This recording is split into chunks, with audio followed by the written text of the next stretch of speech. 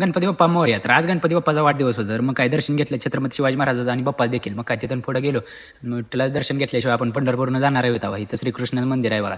इथं आलो पुढं, इथं बाप्पाचं गणपतीचं मंदिर आहे. जाताना दर्शन घेऊच. मग काय चाललो आपलं विठ्ठल मंदिराकडे. मग काय पश्चिम दरवाजाकडे आपण चाललो. शंभूदादा काय गाडी असा पळवत होता रॉकेटवानी सर्रकने माणसं आडवे आले. बाबा म्हणलं आलो देवळाकडे.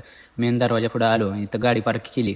बघा इथं स्क्रीन लावली त्या सगळ्यांना दर्शन घ्या येणार बरं. ही आपली गाडी ठेवली आहे का इथल्या आजोबांपाशी आणि चाललो दर्शन घ्या चाललो. इथं पुढे सुद्धा स्क्रीन बसवली बघा. नामदेव पायरीपाशी चाललो बघा. नामदेव पायरी दर्शन घेतलं. शंभूदादांनी दर्शन घेतलं. मग म्हणलं चला आता काहीतरी फिरूया इथं. आलो मग वरचा प्रदक्षिणा घालाय चालू. प्रदक्षिणा घालाय बघा. वातावरण कसं आहे विठ्ठल रुक्मिणी मंदिर काय मस्त पिकण्यासारखं सगळं वातावरण होतं एक कलस. इथं शंभूदादा म्हणलं मला एक किचन घ्या जाऊन. काय किचन कुठलं आहे ते सर्च करायला लागला. त्याला कोणतरी किचन दिलं बा. त्याला काय ते सापडणार. इथं जेवाय गेलतो पण काय जेवाय गर्दी बघून मागायला बघा. शंभूदादा कोणाला तर कानातलं घेतोय. पश्चिम दरवाजाचं दर्शन घेतलं आणि चला आता म्हणलं पुढे चला. शंभूदादा काय मोबाईल ठेवत नाही म्हणलं चला आता दर्शन होत तर मोबाईल काय ठेवत नाही. बघा लाडू प्रसाद केंद्र इथं आपल्याला लाडू मिळतात बरं पंढरनाथ. आलो पुढे एकदा परत दर्शन घेतलं आणि म्हणलं आता चला.